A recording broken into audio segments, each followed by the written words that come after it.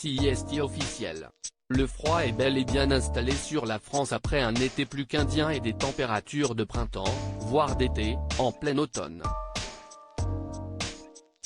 Forcément, personne n'était prêt à faire face aux chiffres négatifs qui défilent désormais sur toutes les cartes météo du pays et ça fait des dégâts. Outre la Covid-19, dont les contaminations repartent à la hausse, les bronchites et les bronchiolites, les petits virus de l'IV que l'on avait perdu de vue grâce au port du masque des dernières années, ont eux aussi fait leur grand retour, et des victimes. En démarrant C'est à vous ce lundi 12 décembre, Anne-Elisabeth Lemoine a dû faire sans l'un de ses chroniqueurs emblématiques. Émilie Tranay-Le-Guyenne était aux abonnés absents.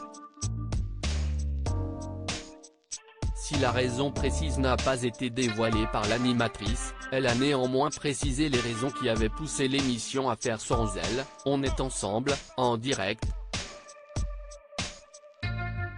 En l'absence d'Émilie Tranay-Le-Guyenne qui est souffrante.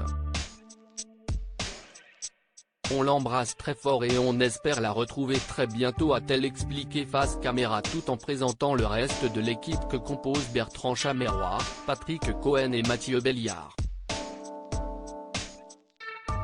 Les aléas de la télévision. Les animateurs et chroniqueurs ne sont jamais à l'abri d'un petit pépin de santé les empêchant d'assurer les missions qui leur ont été confiées.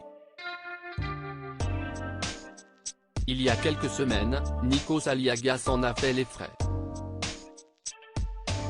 L'animateur, blessé sur un tournage de la Star Academy, avait cédé sa place de star des Energy Music Awards à Camille Combal.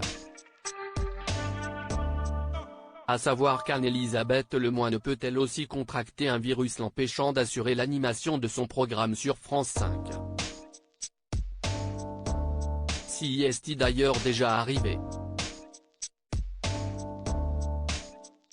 Si Babette, comme elle est surnommée dans le milieu, doit s'absenter pour des raisons de santé ou d'autres obligations professionnelles, elle peut compter sur son joker. Ce dernier n'est autre qu'Ali Badou, ancienne star de Canal+ où il animait le Grand Journal.